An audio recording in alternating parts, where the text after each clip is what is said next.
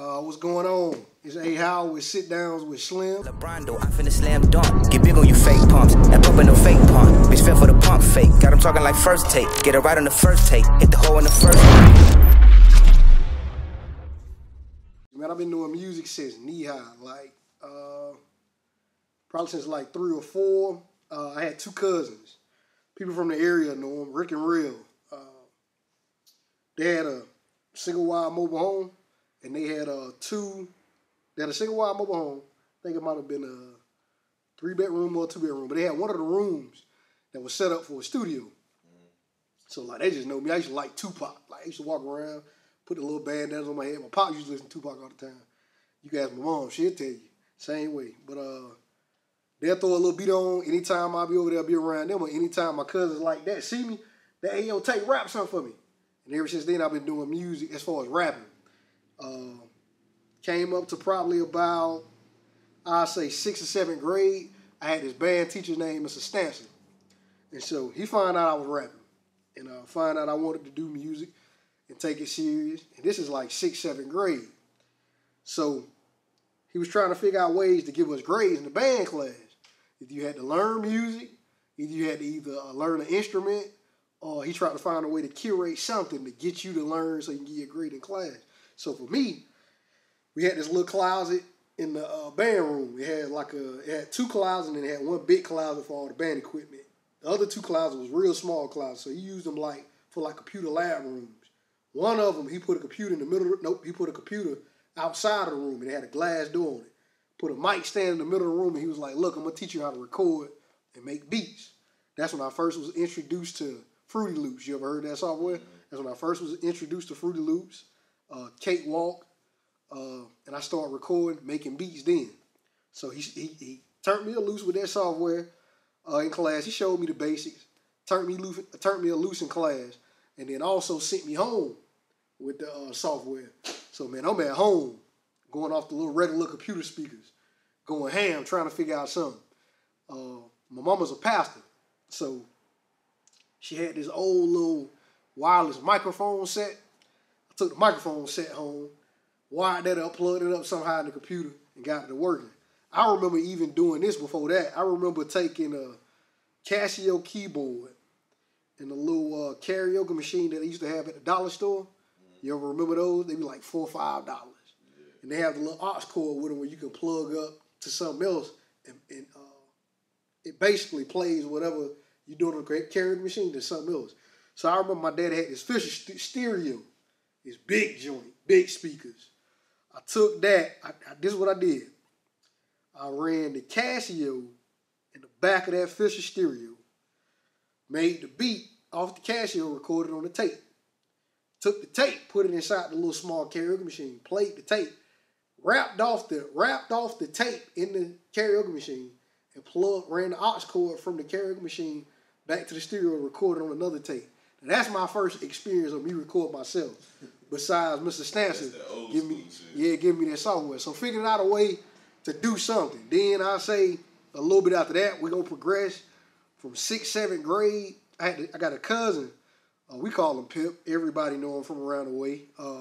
He used to go by Cartier. And then a few years ago, he changed his name to iDot. But he used to go by Cartier.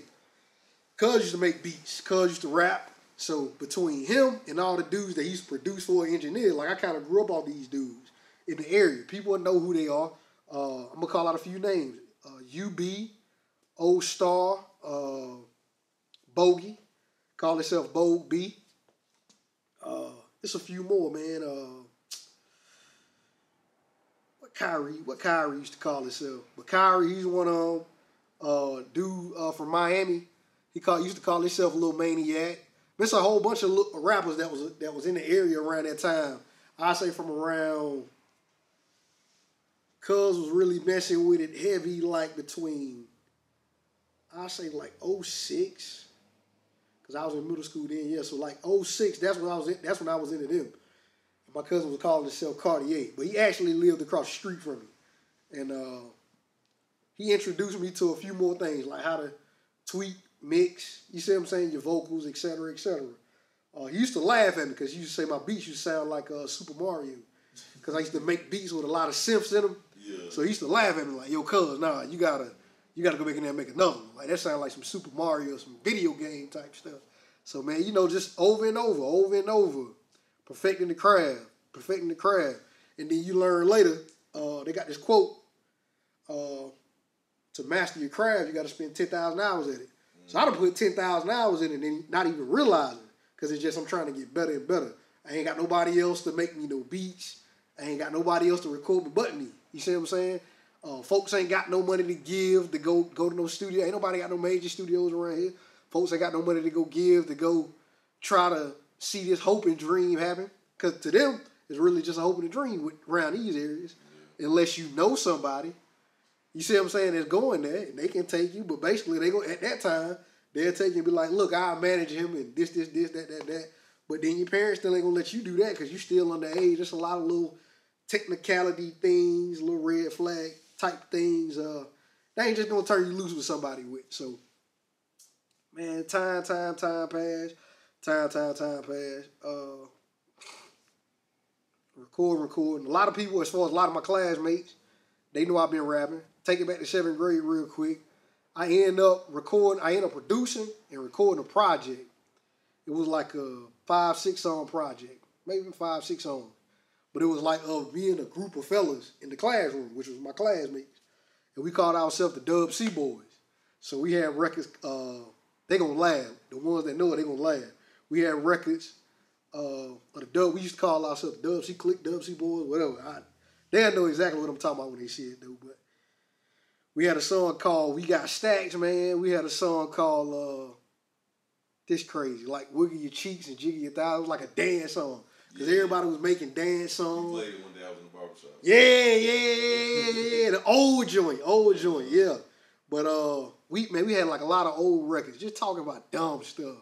And they knew I was serious. So I made the beats, recorded it, mixed them records. It was real rough. If I play them back and never put them out again, it was real rough. Like you said, you heard it. Time passed. Working on the craft, up until the point when I graduate high school. And when I graduate high school, my goal is, and my plan is to, I start cutting hair probably about around 14, 15. Lining yourself up first. My pops used to cut hair. He never was a barber, though. He never had no license. But he used to know how to cut hair. Temp fade. So a few people used to come to the house and get their hair cut. So it went from actually me lining myself up to him noticing that me lining myself up, and I'm going to bring it back around full circle, on the plan after school, as far as with music and barbering.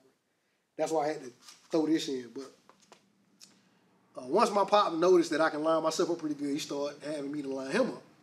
Yo, come line me up real quick. I ain't going to the barbershop this week. I ain't got to go to the barbershop. Come line me up real quick. So he drive trucks. Come line me up real quick. So, all right. I started lining him up. Then I go from lining him up to lining him and my baby brother up. Well, not my baby brother, my younger brother. Because I have a baby brother now who is going on 8 years old. But I went from lining him up to my younger brother. So it's me, him, my younger brother, lining all this up. Then, once a few partners from school see like, man, tell you who line you up? And you say you, and they be like, nah, for real? And then you'll line them up for like $2, $3, or you start lining them up for they'll let you practice on their head. So that's how really me getting into cutting hair outside of the folks in my house. That turned me into, okay, let's see can I really cut. So I went from that to trying to work on fades, et cetera, et cetera.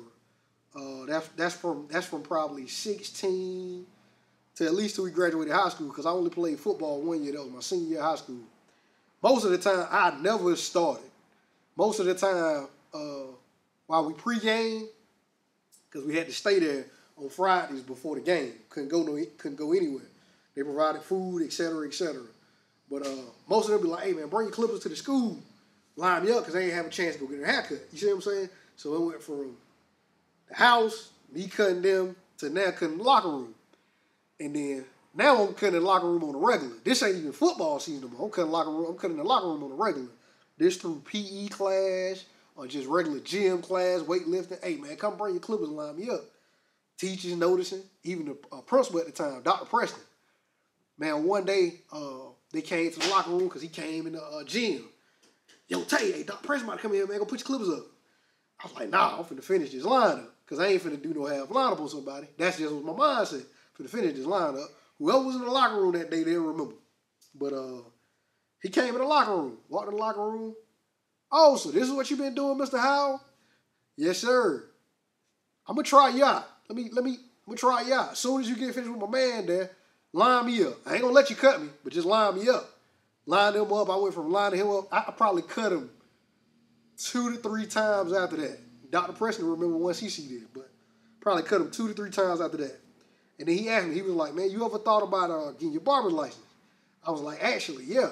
I said, because the plan is I want to pursue my music, but when I finish school, I don't want to have to rely on somebody else's job as far as being time bound. You see what I'm saying? Because you won't be able to do none of music like that. Like, you got to be freed up time-wise to go here, go there, do this, do that. So I was like, yeah. I said, I want to do barbering. I said, I'm actually looking at Augusta Tech right now. I said, my uncle's a stylist in Augusta. So he knew about the process as far as getting your cosmetology license or your barber license. So I knew about the apprenticeships. I used to go around asking a couple people, oh man, should I do the apprenticeship? And then most barbers would be like, nah, because doing an apprenticeship, it's a lot of red flags in that apprenticeship. If whoever the apprentice is, if they don't follow what the person who's over them, the master barber who's over them, as far as have them to do, that can mess him up, in for lack of better words. That can mess him up. It can have him going through situations to where they'll suspend his license, fines, etc. So nobody really want to do the apprentice type thing. So most people like, man, go to Augusta Tech. Ain't nothing but a year program. Go knock that out. Promise you. You get that, you have your license, and you can do whatever you want to do after that. So, man, I probably done had, from that time frame until I got my barber's license, I probably had 7 to 8 gigs. Like 7 to 8 gigs. And I went from working at, actually, this is a full circle moment too. I went from working at this spot right here. It used to be called Piggly Wiggly then. It used to be called IGA Girlies. That was my first job at around 15, 16. I ain't worked that long. So that was my first one. Then I used to work at Ryan's. Then I went from Ryan's to, Family? Nope. Ryan's to McDonald's. Then was at McDonald's for like a month. Went from McDonald's to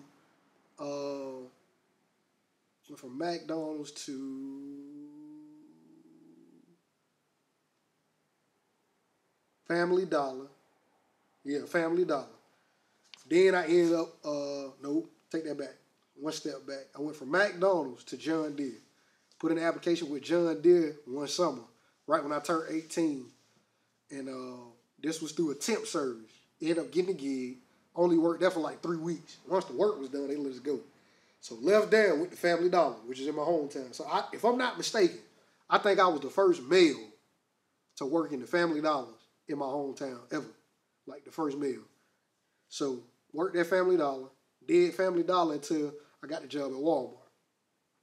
Got the job at Walmart. Had an accident in 2013. And this at the time I started barber school around that time. Because they got a campus in Thompson. So I was taking my core classes in Thompson. So as soon as I used to get off work from Family Dollar, I used to go take my core classes in Thompson at night. Got hit by an 18-wheeler taking one of my classes in Augusta at the time too. Because I'm bridging between that time. But most of my classes was in Thompson. So I was heading to Augusta. Yeah. Took my core classes in the summer. I'm kind of trying to figure it all out, Slim. But took my core classes in the summer when I was working at Family Dollar. Got the job at Walmart. When I got the job at Walmart, that was the fall semester. So the fall semester came, I already had started in Augusta. All right, as far as on Augusta Tech campus in Augusta. So started up there, I might have had 2 classes on campus and 1 online, which was a hybrid class. But I was heading to school one morning, and got to the light. It was Gordon Highway. It was at the Barton Chapel and Gordon Highway intersection. If anybody familiar with that Sprint before they just rebuilt the one they had there, it was a smaller Sprint. But they got a light before that light. When you get to Spring, if you head for Fort Gordon, coming at that way, they got one light right before that light. So most people, they try to beat that first light to get to the second light because that first light takes so long. So what happened was I ended up getting to the second light. 18-wheeler is coming through the first light. He don't realize that the next light is already on red. I don't realize that it's a truck behind me until he get up behind me and I start hearing brakes. At the time, I'm on the phone with my mama. Just like I was on the phone with my pops. And it's funny how things work within the spiritual realm. I'm going to throw that in there a little bit, but it's funny how things work within the spiritual realm. Because once I got to the light, I had told myself, all right, I'm going to get some gas, but I'm going to get some gas at the Circle K by the school. But I wasn't out of gas. My gas light came on, but I wasn't out of gas. So, in hindsight, I'm going to go ahead and play out the accident. I didn't notice that it was a truck behind me until he started slamming on brakes. All right? Basically, what happened was he didn't realize that the next light was red, and he was in a gas truck. So he told me he was like, he told the officer that was at the scene. The officer came and told me at the hospital, he was like, it's almost like old buddy is an angel. And the officer was like, why? Because he was like, if I was to try to miss him, once I noticed him, I would have overturned his truck. And this truck was full. It would have wiped out the whole entire block. So what happened was when he hit me, he hit my car. I was in a 96 Honda Civic. Ford, it was my mama's old car. When he hit me, it turned my car facing it's facing the traffic that's coming off of Boyd Chapel Road. Ain't no car hit me. Nothing but the big truck. When he hit me, he pushed the whole back. My car was a 4-door. He made my car 2-door. Everything from the back end of my car stopped at my headrest. Now, mind you, what I just said about gas. He was fully loaded with gas, and it was a gas truck. It was a tanker. And I told myself I was going to get me some gas before I got to class. All right? Once I got to the light, my car is not out of gas, but the gas light come on. The side that he hit is the side that my gas tank is on. That's how that rim worked. And car didn't explode, truck didn't overturn. He was like, I had to hit him. He was like, if I didn't hit him, like I would have overturned my truck and I would have wiped out the whole block. So basically, I only came out of that accident, man, with a contusion. Lost my job at Walmart because I don't know what this law called, but they can, in the state of Georgia, they can fire you without any reason. So I was involuntarily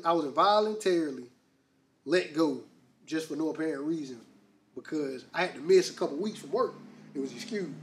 And then, like I said, later I found out through litigations because I had a suit going against the tanker. And it's just basically to pay the doctor bills. Anybody that know if you ever been in an accident like that, you only getting compensated off injuries. I didn't have anything but contusions. So that's a good thing because I only came out with bruises. No scratches, no straight, just bruises. A lot of back spasms. But long story short, fast forward, that was that. Ended up starting the barbering course, the top of 2014, which is that January. So I don't know if what is that called? The spring semester? Yeah, that's the spring semester. So from January to like May, that's the spring semester. So that's the spring semester. I'm starting the core class as far as the barbering program. And go through that, man. We knock it out. I meet a lot of friends. Meet the barber instructor. Cool guy, Mr. Vernon Wright. He influenced me in a lot of ways. But I told him at the time I did music. And in the summer of 2014, I released my own first project that I put out myself, that I had been working on for years. Because right after school, my plan was, to take it back to the plan, when the principal of the school, he was like, hey, you ever thought about getting a barber license? I explained to him the plan was to pursue my music career, but I didn't want to rely on somebody else's job and they constrict time based. Because I needed time to do what I needed to do and also make the money at the same time. So, and then my thing was, I only want to really operate off my talents and gifts. So I got the talents and gifts, which is barbering and music. So let me find a way to pursue both. Found a way to pursue both in the summer, like I said, of 2014, which is the summer semester, and I only had one more semester in barbering, I would have been finished. I released my first project, which is called Welcome to Me. So, which is on my brother's birthday. So my brother's birthday is July the 8th, mine is July the 9th. So I released it on his birthday, July the 8th. No particular reason. I just released it the day before my birthday. So I released it on his birthday, and that project is entitled Welcome to Me. That project basically states everything I just said about music, barbering, and the goals that I had and what I want to do in life. Like everything from me using my talents and gifts to do whatever it is that I'm doing, take care of my future family one day, you see what I'm saying? Potentially bring a business back to the hometown, the area. Because I always want to be like an influence. Like, how can I influence the people in my area? Because I grew up with a lot of people that's into a lot of stuff. I grew up with a lot of them. I really grew up with a lot of them. So, basically, in these small counties, man, these small areas, we just need something to do. If we can find another way to channel some energy, you'll do whatever else that is because you'll get a better result. You ain't got nothing else to do. You're going to do whatever else that's just sitting around here or what's around you at the time. Whatever opportunities around you at the time for you to jump in and do something, maximize, you're going to do that. And that's what a lot of people do. You see what I'm saying? Yeah, so that's what made you start a barbershop in your hometown? That's what made me start a barbershop in the hometown. So that brings it back full circle. Long story short, that brings it back full circle. So like I said, in my first project, I pretty much state everything from who I am, where I come from, to what it is that I want to do. Finish up barber school in 2014. I met this dude named Travis. He used to call himself SMK. He's a gospel rapper now. Go by the name of J. Tora. Me and him had a pretty tight bond at the time. We met each other at John Deere. At the time I was working at John Deere, we had a pretty tight bond. And it's still to take it within music. So as the time of finishing up with barber, me and him had a relationship by this time as far as like a brother bond and a music relationship to the point where he knew a guy that wanted to open up a studio in Augusta. The studio was called Sound Vision Studio. So he opened it up in, I think it was the end of 2014, top of 2015. So once he opened that up, he made me the lead engineer. Never been to school for audio engineering, nothing. It's just years of, like I told you, we talking from middle school to, at that point, at 2014, I was 12, 18, 19, 20, like 20, 21, 20, like 19, 20, between 19 and 21. And we talking about, from like I said, from like 11, 12 to 19 to 21. You see, this almost 10 years of just working on getting better with beats, working on getting better with mixing, recording. And that's what led me to put out my first project, which was in the summer of 2014. So once Buddy heard that, like I said, he opened up a studio. He made me lead engineer. He had this other engineer, go by the name of Casey Finch, a white guy, pretty cool guy. Casey Finch taught me a lot. He taught me a lot of terminology. He was like, yo, bro, you gifted. Like, you don't even know how to tell me as far as in technical things, how to do this, but you can tell me just by listening. Like, okay, we need more of this, or we need more of that. We need more reverb. Hey, turn the mids down. This, or that. He was like, you know exactly what to do just by listening, but you don't know technical terms to explain. You don't know that. And I didn't go to school for audio engineering. Like I said, just years of experience, just going through, and just getting better working on the craft. So, lo and behold, I did that probably until the summer of 2015. Because at the time I started working, right at the time I started working in the studio, my barber school instructor, which is Vernon Wright, he opened up another shop downtown Augusta. And it was called Access Barber Salon on Green Street in the Maxwell house, the Maxwell building. Vernon, is that the guy that owned KB? Not the guy that owned KB. Vernon's supposed to be coming here today too, actually. But he opened up a shop. He already had two in Aiken. He opened up another one downtown Augusta. So he recruited me and two other barbers from our barber class. He was like, I like y'all. I like you guys. You guys would be a good fit. And I want to kind of, without telling us he want to mentor us, he basically he don't want us to be influenced. He don't want us to go out there and be influenced by the wrong thing. So he wanted to kind of influence us in a way to have a prosperous and barbering career. What he see that what he seen that barbering needed, that's what he wanted to shape us in that direction. So I was cool with it. I pretty much looked at him like a pops. He taught me a lot about everything from barbering to investing in homes, to investing in HUD homes, to tax delinquent properties, et cetera, et cetera. This all falls in the bracket of the ideal what I want to do, come back in the hometown to do eventually. Because I knew I had to go off. And it didn't even have to be nowhere far. You just got to get outside of your box to learn something different. Because whatever's not offered in your box, if it's something that you want outside of the box, you got to go outside and learn it. Because if it's not in that box, ain't nobody going to give it to you. Even if somebody know that's in that box, chances are they probably not going to give it to you. Because that almost invokes competition. You see what I'm saying? A lot of these smaller towns, they ain't going to give it to you. So you got to go out and learn it. And once you go out and learn that perspective, you learning multiple perspectives outside of your box. So now you can come back and figure out how to play the game. Because basically it's just a game. You just figure out how to play the game. So I was like, all right. All of this, what he basically influenced me in, like I said, it come full circle. It was always in things that I wanted to do. So he opened that shop. I started in there. And at the time, I was working at the post office overnight. So I did the post office and barber school at the same time. I left that out. But I did the post office, which is at the processing plant downtown. I was doing that overnight. So at the time, right at the end of 2015, once we finished barber school, this is what I was doing. I was working at the post office overnight. And I was working there almost going on 2 years. I did the post office overnight. Working at the studio, working in his shop. So I had 3 jobs at one time. I was wrapped up at night at the post office. At the shop, as soon as I get off work from the post office. Because the shop was right around the corner from the post office. It was on Green Street. The post office was on, I think, Telfair, or either that's James Brown. I think it was Telfair. But then I used to do sessions at the studio, but I only did book sessions as far as me booking the sessions. Everybody else, they basically worked off the studio environment. So whoever was there, they was working consistently. Because I did other things too, I was only doing the sessions that I booked. So did that for a while and, bumped into it, rubbed a couple shoulders, got respected some people, learned a lot about business through both of those situations. And then I got to the point where I was like, you know what? I need to let this post office go because this post office is having too much influence because that's why I was getting majority of my money from to take care of myself personally.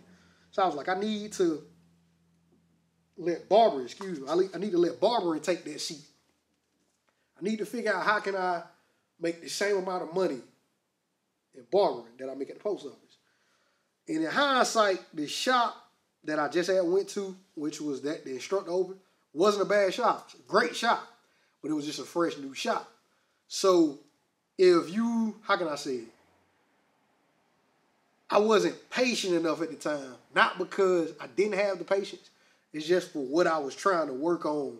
So it wasn't, I ain't gonna say a good shop, but it just didn't have the traffic flow that I needed to continue to, basically to transform from being in the post office to having another full-time job in a field that I needed to be. So now I could pursue music fully. You see what I'm saying? So I was like, all right, I need to get out of the post office. Went and applied at the DJJ, which is the RYDC. Out there off Mike, the RYDC, which is off Mike Pageant. Worked there for like 3 months. And the reason why I took that job, because they did a 14 days on, 14 days off shift.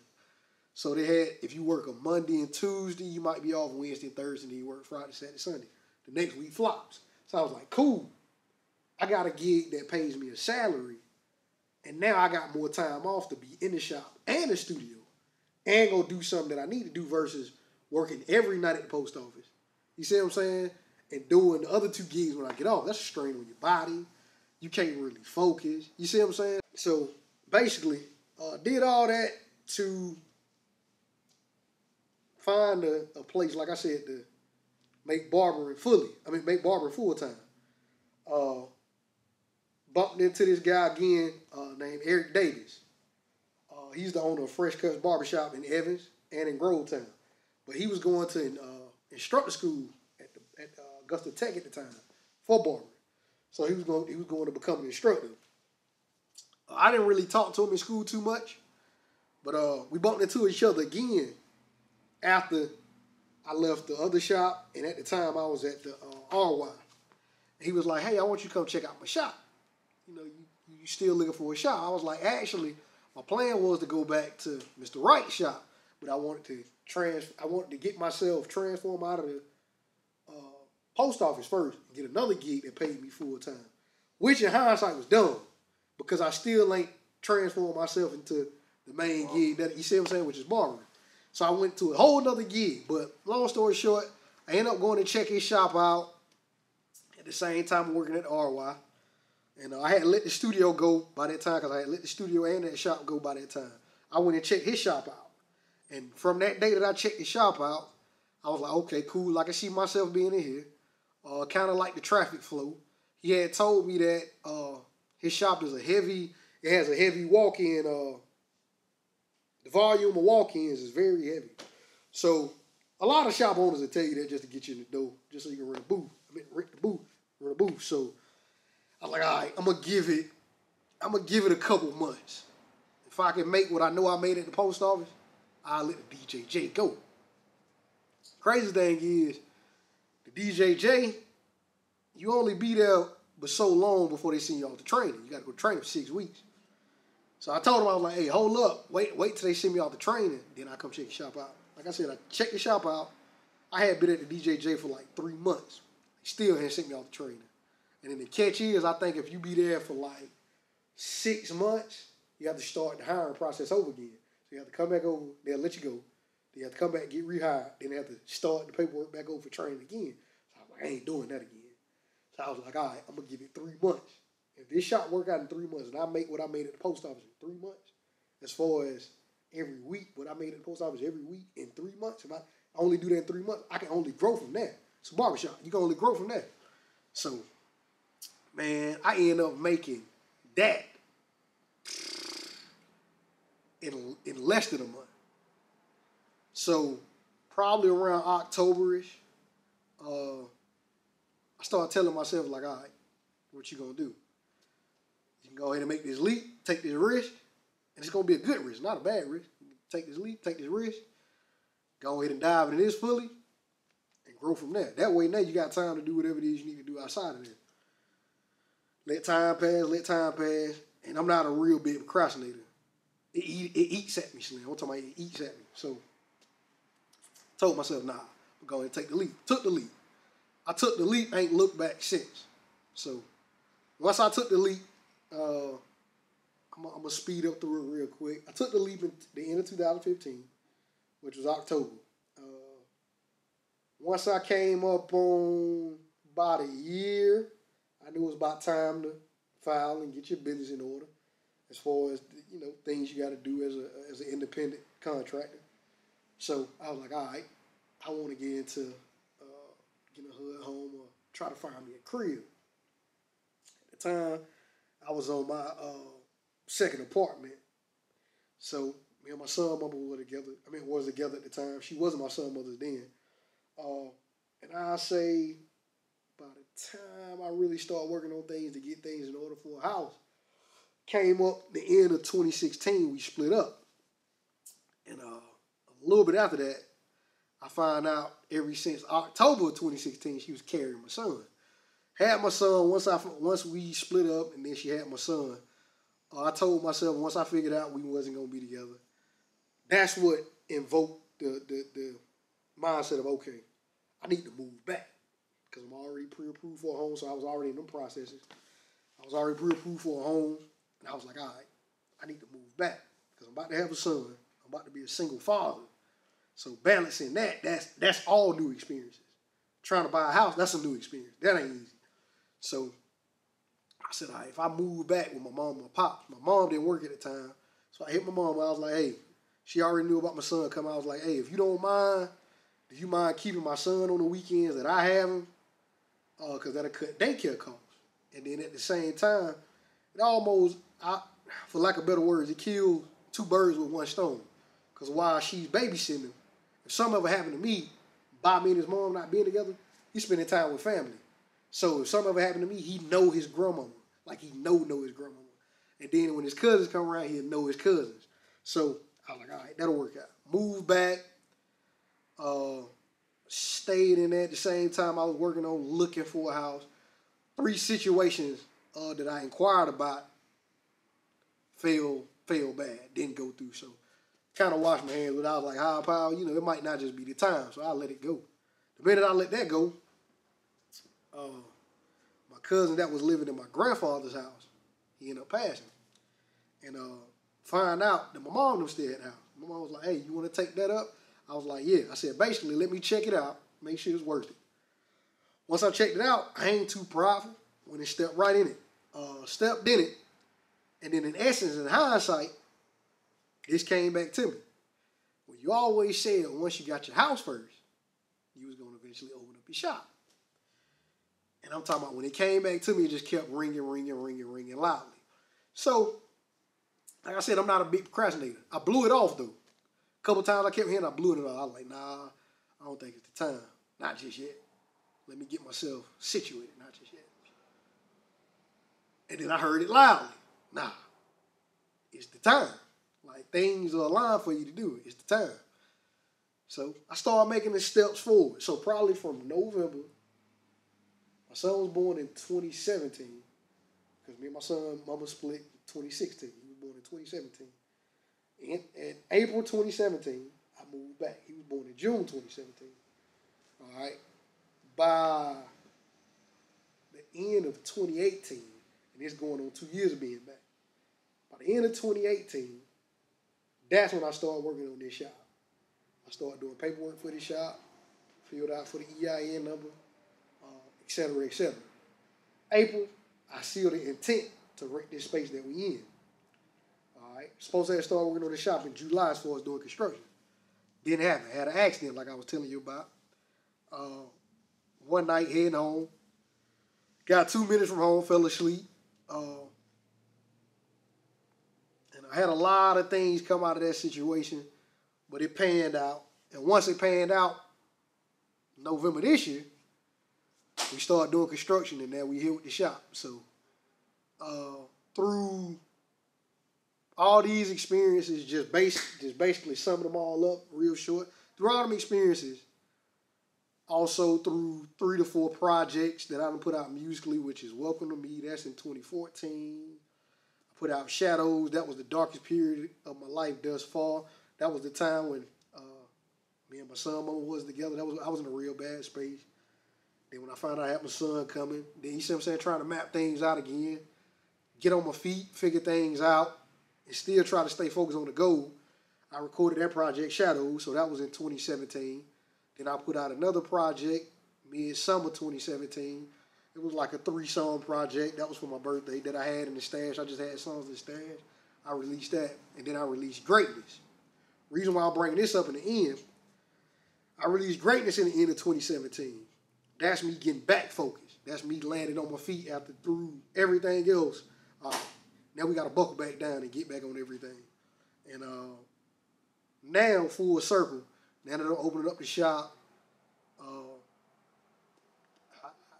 I have the necessity of having a home, so I have a home. I'm releasing Greatness 2, and that was, it's going to be a surprise, but I'm releasing Greatness 2 on January the 3rd, which is that Friday. And everything that I talked about in the first Greatness is now, we at now in this point. So now, Greatness 2 is telling you the process of from November 2018 to this point of when I start, all right, we're going to get the shop, we're going to manifest the shop to this point. And it's everything that I've been through thus far to this point.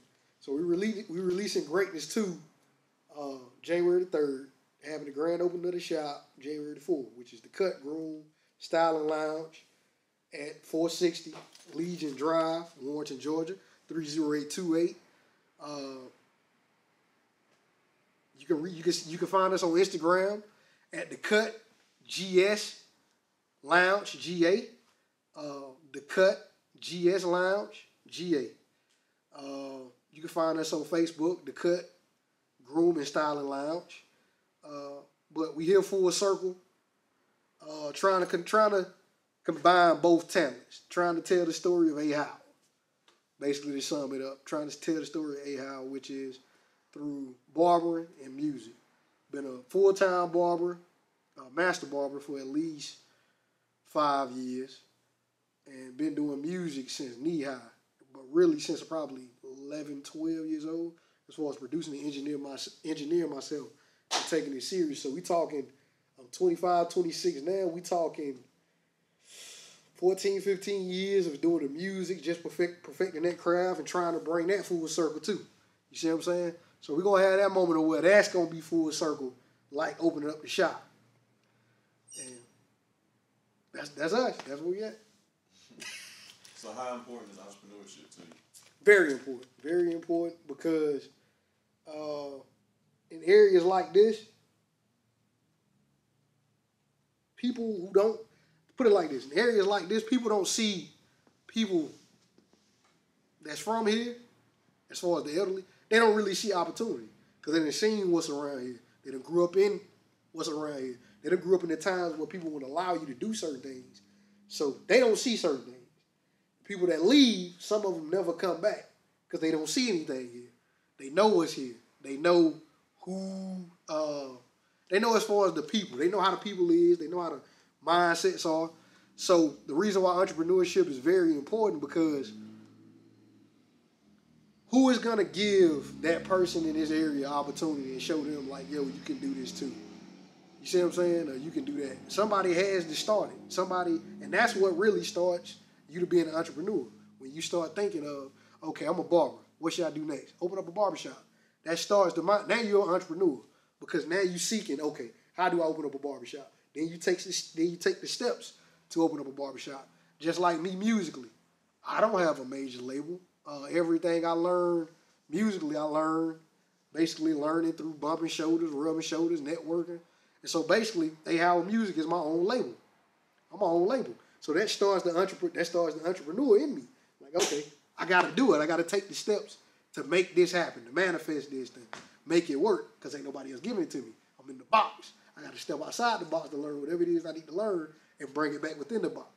So that's what basically starts you to being an entrepreneur. For some, they seek being an entrepreneur. For some, it just happens.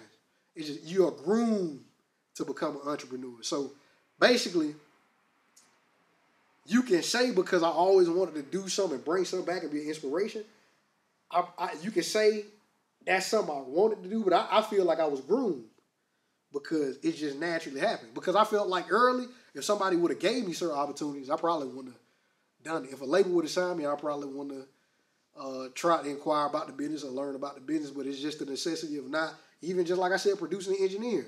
If somebody was doing that for me, I probably wouldn't have even had the thought to even worry about doing that. But I felt like just life groomed me that way. And my purpose groomed me to become that. So some seek it, some are groomed to be that. But it's very important. It's very important because that's the only way you're going to see growth. And that's the only way you're going to see opportunity.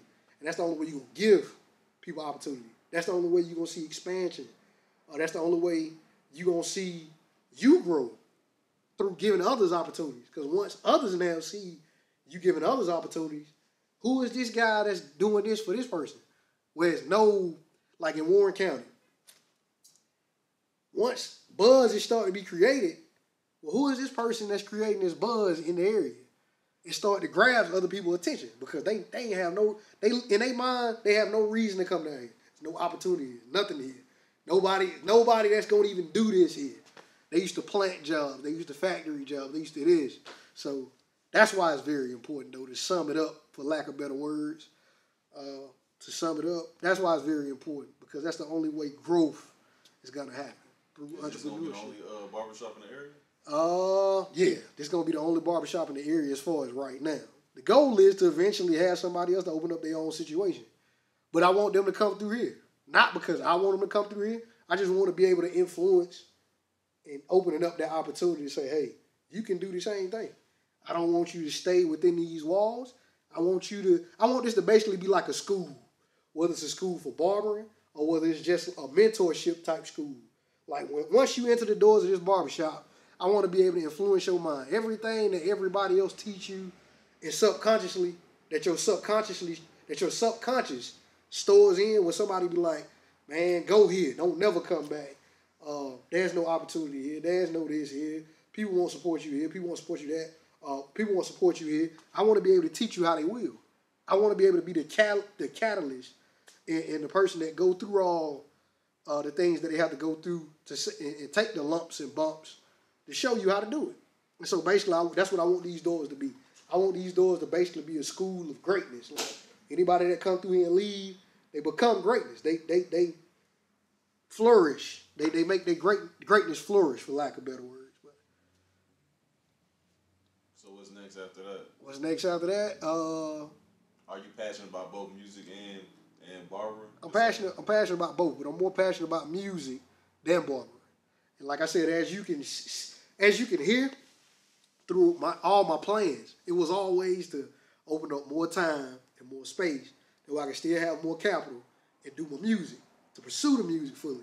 So I'm more passionate about music than barbering. So that's why me opening up this shop is really a bridge to like I said, I just want it to be like a school for greatness. I want to take my experiences and bring them back. That's why I say this came full circle. And that's why I say in time the music will come full circle. Because one day we'll be able to experience, build a stage, platform, and then we can bring that back. A.Howell will definitely be a name at some point, and then we'll bring that back to be a bridge to say, hey, so-and-so come on tour with me. Hey, so-and-so come on tour with me. And then that'll be full circle. But that's why I say this is like a full circle moment, because basically all this is a hub of my experiences in life thus far and where I'm going. And other people, whether you come in here and get a cut, or whether you come through here and cut, or come through here and style, be a stylist, or come through here, do whatever, et cetera, et cetera. You know that I can do whatever it is that I want to do because Tay did it. You see what I'm saying? A.Howell did it. So they know we around the area from Tay as Tay-Howell, but A.Howell did it. You see what I'm saying? So you can know that. I want to be the catalyst for that. And it take a lot of going through. It take a lot of learning on the job. It take a lot of money being spent. You see what I'm saying? To be the catalyst. It take a lot of no's being thrown at you. It take a lot of people from the area not understanding your vision. And then you got to learn to be cool with that. Because it ain't for them to see it until it's meant for them to see it. Until it's manifested in front of their eyes. Until it comes full circle. So, that's that. So now we just got to wait for the date. We just got to wait for the date. So then they'll see it. Then they'll see it. Then they'll see it. January 4th, they'll see it. 2020, they'll see it. Yeah. January 3rd, 2020, you'll have Greatness 2. They'll see the music coming full circle with it. You see what I'm saying? So, and we got things planned for the year for that. Oh, at name, you can find A.Howell as far as me as a musician. At A.Howell Music, everything A.Howell Music. For the shop, the cut, GS Lounge GA. You can find that on Instagram. At the cut, GS Lounge GA. Y'all gotta excuse me because I'm country. So a lot of things, hey, I'm gonna say with a little slur. Hey, and a lot of things running in my mind right now too. So that's why certain things are jumble up, and that's why I'm talking about a lot, trying to bring everything full circle. Because we, as you can see, we still trying to get the shop finished, but we'll have it finished, and that'll be another surprise for you guys, because that'll be a full circle moment. But you can find the shop on Instagram, Facebook at the cut GS Lounge GA, and you can find me A.Howell on Instagram and Facebook at A.Howell Music. I'm ready. I'm ready for you guys to see what we about to manifest, man. And looking forward to what's about to happen. It's your boy A.Howell. Sit Down with Slim podcast. And that's it. We out.